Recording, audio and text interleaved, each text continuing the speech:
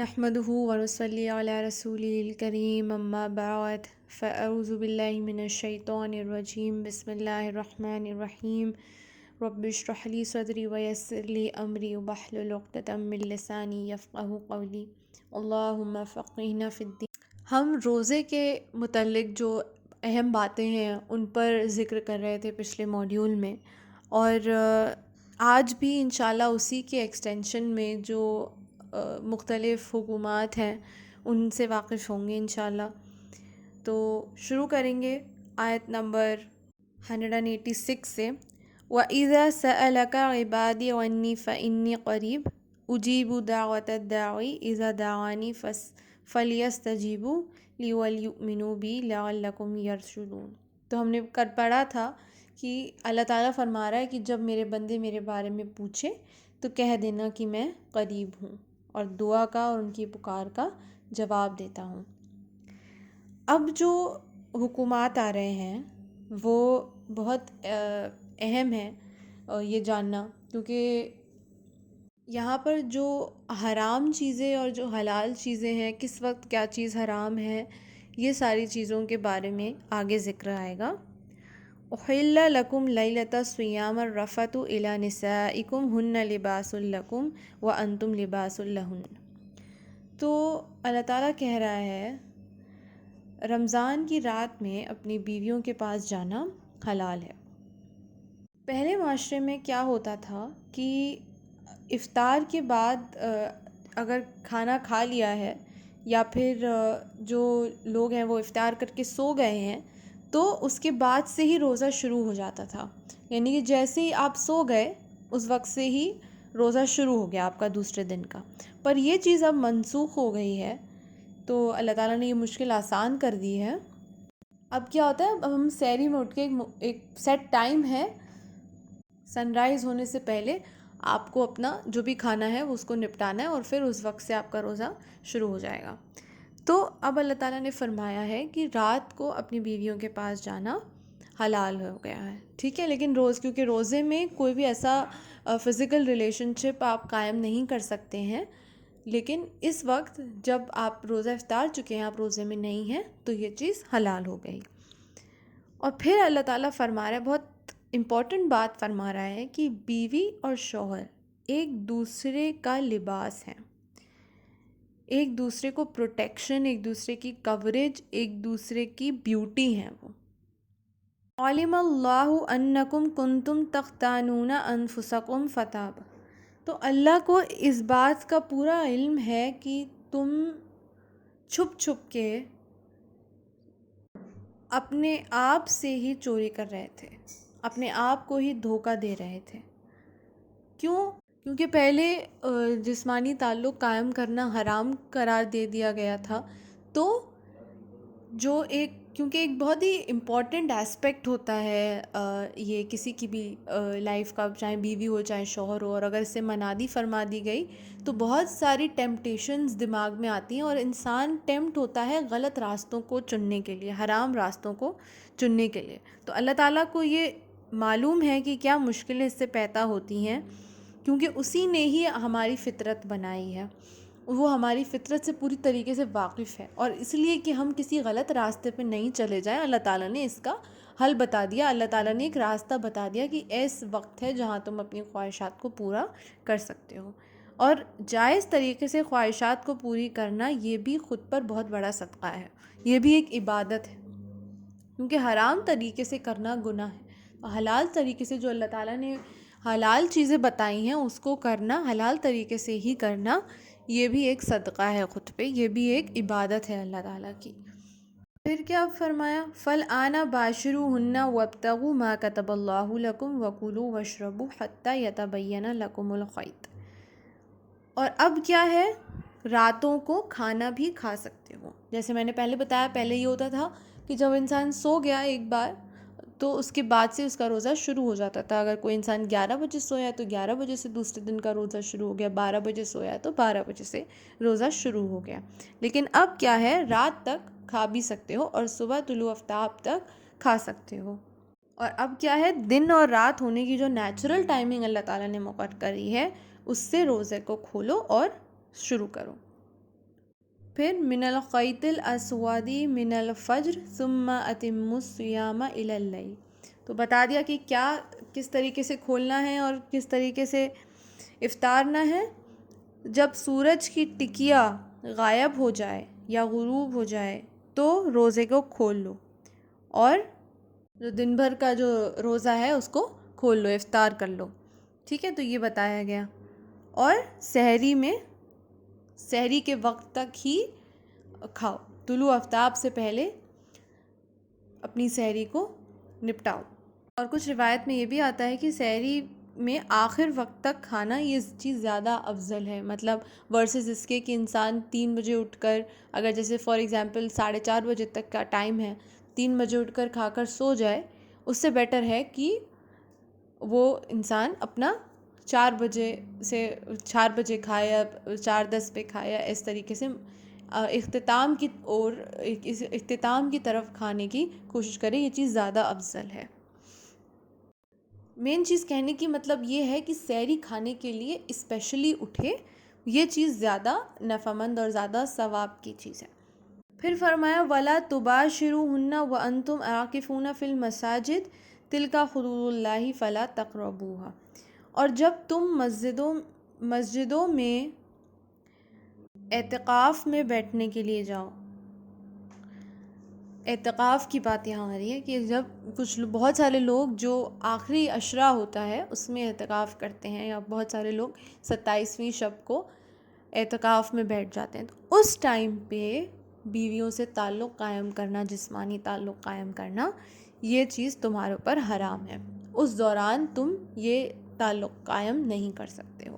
تو یہ بتا دیا کہ ان راتوں میں، جن راتوں میں تم مسجد میں نکلو یا پھر اپنے گھر میں ہی اعتکاف کی نیت سے بیٹھ جاؤ، تو اس دوران تمہارے لیے یہ حرام ہے کہ تم کوئی بھی جسمانی تعلق قائم کرو.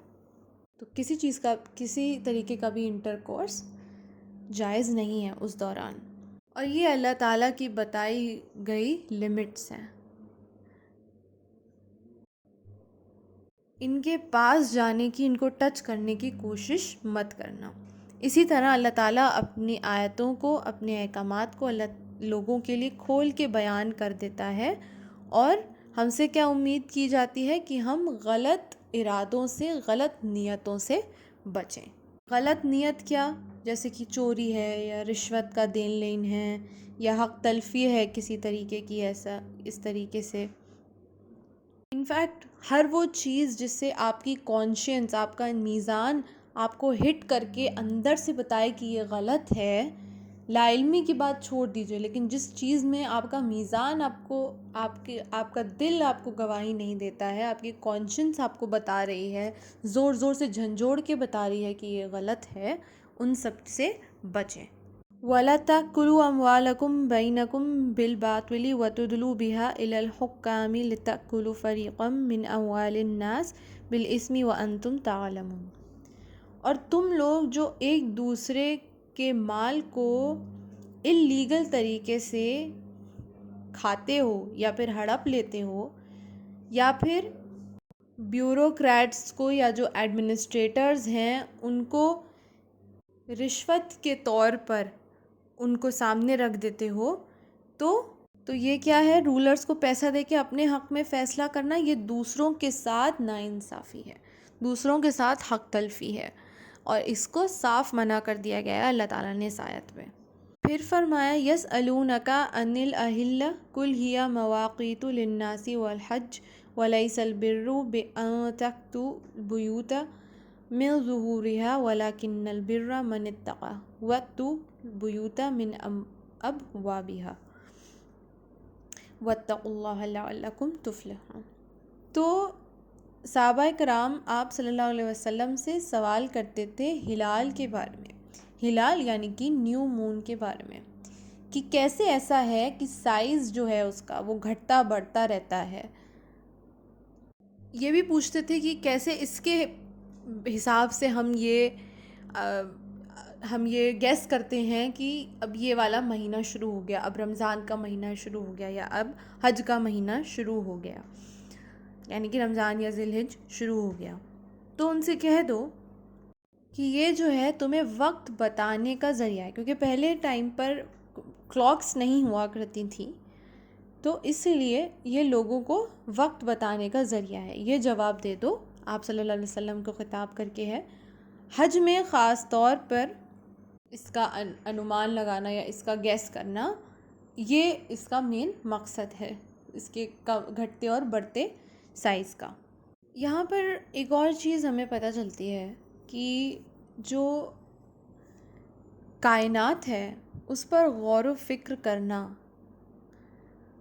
یہ بھی ایک علم کے حریص کی نشانی ہے، یہ بھی ایک اسکالر کی، ایک نالجبل انسان کی نشانی ہے، کیونکہ بہت ساری چیزیں ہمیں آبزرویشن سے پتہ چلتی ہیں، بہت ساری چیزیں ہم ڈسکور کرتے ہیں صرف اور صرف آبزرویشن سے، صرف اور صرف غور و فکر سے۔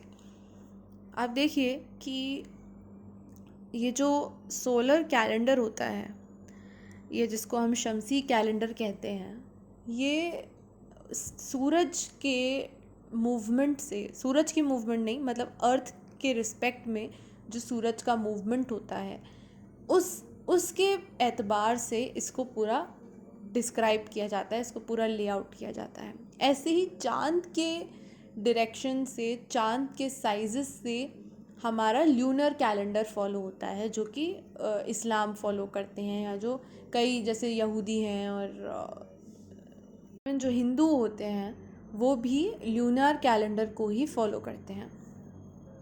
تو یہ دیکھیے کہ یہ جنتری بھی جو بناتا ہے وہ بھی ایک عالم ہی ہے نا۔ اس جنتری کو بنانے کے پیچھے بھی آبزرویشن لگی ہے، نیچر کی آبزرویشن لگی ہے۔ تو نیچر پر آبزرو کرنا صرف یہ ایک علم کی نشانی ہے، یہ نالج کی نشانی ہے، یہ ڈیولپمنٹ کی ہی بھی نشانی ہے۔ اور چاند خاص طور سے اپنی بڑھتے سائزز کے حساب سے، اپنی خوبصورتی اور تبدیلی کے اعتبار سے ہمیشہ یہ توجہ کا مرکز رہا ہے، ہمیشہ سے۔ اور اسی لیے جو لیونر کیلنڈر ہوتا ہے وہ یونیورسل کیلنڈر ہوتا ہے، کیونکہ آپ کو معلوم ہوگا کہ جو نارتھ پول میں، جیسے نارتھ پول اور ساؤتھ پول کے کنٹریز ہوتی ہیں، جیسے کہ آرکٹک ہو گئی، انٹارکٹک ہو گئی، یہ سارے ایریاز میں سورج نظر نہیں آتا ہے، کیونکہ یہ ایکسٹریم کولڈ پلیسز ہوتی ہیں۔ تو یہاں پر چاند کے حساب سے ہی یہ گیس کیا جاتا ہے کہ اب کون سا منتھ سٹارٹ ہو گیا ہے، تو وہ بھی جو ہے وہ لونار کیلنڈر کو فالو کرتے ہیں، اس لیے یہ یونیورسل ہے ورسز سولر کیلنڈر کے لیے۔ لیکن ہم مسلمان جو منتھس ہوتے ہیں، اسلامک جو منتھس ہوتے ہیں، وہ لونر کے حساب سے ہوتے ہیں، لیکن اگر ہمارے جو ڈیلی لائف چینجز ہیں، جو ہمیشہ کی روزمرہ کی چیزیں ہیں، وہ جو ہیں وہ سولر کیلنڈر کے حساب سے ہی چلتی ہیں، اور اس کو فالو کرنا کوئی گناہ کی بات نہیں ہے۔ بہت اس پہ ڈیبیٹ چلتی ہے کہ سولر کیلنڈر ہم نہیں فالو کر سکتے کیونکہ وہ اسلامک نہیں ہے، لیکن ہماری لائف میں وہ اتنا زیادہ انکلوڈ ہے، اور اللہ تعالیٰ کی بنائی ہوئی ہی چیزیں ہیں، چاہے وہ چاند ہو، چاہے وہ سورج ہو، وہ اللہ تعالیٰ کی بنائی ہوئی چیزیں ہیں، تو اس کو فالو کرنے میں بھی کوئی برائی نہیں ہے۔ اور اگر تھوڑا میں ہلال کے بارے میں بتاؤں، نیو مون، اگر آپ میں سے بہت سارے لوگوں نے دیکھا ہوگا، نیو مون کافی مشکل سے دکھتا ہے، یوزلی جب رمضان آنے والے ہوتے ہیں یا خاص طور پہ جب عید آنے والی ہوتی ہے تو بہت ایکسائٹمنٹ سے اس نیو مون کو دیکھا جاتا ہے۔ اور یہ بھی ایک تقویٰ کا ذریعہ ہے، کیونکہ اللہ تعالیٰ کی بنائی ہوئی کائنات ہے، اور جب ہم اپنے آپ کو اس سے کمپیئر کرتے ہیں تو اپنے آپ کو بہت چھوٹا محسوس کرتے ہیں، اور اس سے تقویٰ بہت پیدا ہوتا ہے۔ تھوڑا سا آج کا لیسن کمپلیٹ کرنے سے پہلے میں اسی کے ایکسٹینشن میں عید کے بارے میں تھوڑا سا بتانا چاہوں گی، کیونکہ رمضان کی بات چل رہی تھی، پھر ہلال کی بات آئی، یعنی کہ نیو مون کی بات آئی، تو لازمی ہے کہ میں عید کے بارے میں بات کروں۔ تو دیکھیں، شروعات کروں گی چاند کے نظر آنے سے، کیونکہ وہی بات ابھی ہم کر رہے تھے۔ بہت باری ایسا ہوتا ہے کہ اختلاف ہو جاتا ہے، خاص طور سے بہت ہی افسوس کی بات ہے کہ مسلمانوں کے بیچ میں ہی یہ اختلاف ہو جاتا ہے، اپنی بلیفس کی وجہ سے۔ کئی بار ہمارے خود کے سٹی میں ایسا ہوا ہے کہ دو الگ الگ گروپس بن جاتے ہیں. ایک گروپ جو ہے وہ اس دن عید کو سیلیبریٹ کرتا ہے, دوسرا جو گروپ ہے وہ اسی دن روزہ رکھ رہا ہوتا ہے. تو بہت باری اختلاف ہو جاتا ہے کہ چاند دیکھا گیا ہے یا چاند نہیں دیکھا گیا ہے. تو یہ ہے کہ ایک سچے شخص کی گواہی بھی کافی ہے اس پورے ایریا میں عید کو سیلیبریٹ کرنے کے لیے, کیونکہ یہ تو پاسبل ہے کہ ایک پارٹ آف دا کنٹری میں چاند کو اسپاٹ کیا گیا ہو اور دوسرے پارٹ آف دا کنٹری میں چاند کو نہیں اسپاٹ کیا گیا ہو. اکثر ایسا ہو سکتا ہے. کنٹریز میں تو فرق آ جاتا ہے, پر اکثر ویسے تو انڈیا پاکستان میں بھی ساتھ میں ہی عید سیلیبریٹ کی جاتی ہے, لیکن اکثر ایسا کبھی کبھی ایسا بھی ہوتا ہے کہ دونوں کی الگ الگ دن عید سیلیبریٹ ہوتی ہے. تو وہ چیزیں تو ہو سکتی ہیں, لیکن ایک ایریا کو اگر ہم کنسیڈر کریں جہاں کی ویدر کنڈیشنز سیم ہیں, جہاں کا جو کنسٹرکشن ہے وہ سیم ہے, جہاں کی انوائرمنٹل کنڈیشن سیم ہے, تو اس میں ایک سچے شخص کی گواہی بھی کافی ہے اس ایریا میں عید سیلیبریٹ کرنے کے لیے. اور اگر کسی وجہ سے, بادلوں کی وجہ سے اگر نہیں دکھے, آپ ایکسپیکٹ کر رہے ہیں وہ آئے ہو چاند دکھے گا آج, لیکن بادلوں کی وجہ سے نہیں دکھے گا, تو شعبان کے 30 دن مکمل ہونے کے بعد آپ روزہ رکھ سکتے ہیں یا پھر عید سیلیبریٹ کر سکتے ہیں. جو بھی منتھ ہے, جیسے کہ شعبان کے بعد رمضان آئے گا, رمضان کے 30 دن ہو گئے تو آپ عید سیلیبریٹ کر سکتے ہیں, اگر ان کیس آپ نہیں دیکھ سکے یا کوئی بھی ایریا میں نہیں دیکھ سکا. لیکن اگر 29 ہی ہوئے ہیں تو اور آپ کو کچھ آئیڈیا ہی نہیں ہے کہ دوسرے دن ہوگا یا نہیں ہوگا, تو چھوڑنے سے زیادہ بہتر یہ ہے کہ آپ اس روزے کو رکھ لیں. اور اللہ تعالیٰ غفور الرحیم ہے, لا علمی میں کیا گیا. اگر آپ عید کے دن بھی روزہ رکھتے ہیں, ایکچوئل میں عید ہے اور آپ نے روزہ رکھ لیا کیونکہ کوئی شہادت نہیں آئی تھی, تو اس میں کوئی مسئلہ نہیں ہے, آپ اس دن روزہ رکھ سکتے ہیں.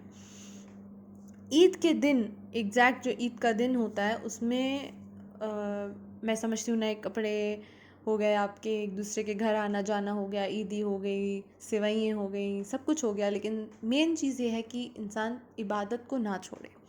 جیسے کہ جو بات رمضان میں تھی, ایسا نہ ہو کہ 1 گھنٹے کے اندر کیونکہ آپ افطار کے ٹائم تک تو جو 7 بجے تک تو آپ روزے میں تھے, عبادت میں تھے, اور جیسے ہی 8 بجے آپ نے دیکھا کہ آسمان میں دکھ گیا تو آپ نے پٹاخے بجانے شروع کر دیے, یا اس میں اور زیادہ مختلف طریقے کی سیلیبریشنز شروع کر دیے, اور سب کچھ آپ بھول گئے, اور جو حرام چیزیں ہیں ان کو کرنا آپ نے شروع کر دیا. تو وہ نہیں کرنا ہے. عید کے دن تکبیرات پڑھنے کا حکم اللہ تعالیٰ نے دیا ہے, اور ہم میں سے بہت سارے لوگ اس کو چھوڑ جاتے ہیں, مجھ سمیت ہم لوگ بھول جاتے ہیں, اور اس دن سیلیبریشن میں اتنے ہم گم ہو جاتے ہیں کہ ہم نے جو پورے 30 دن میں سیکھا ہے وہ ایک جھٹکے میں ہم اس کو سب کو بھلا دیتے ہیں.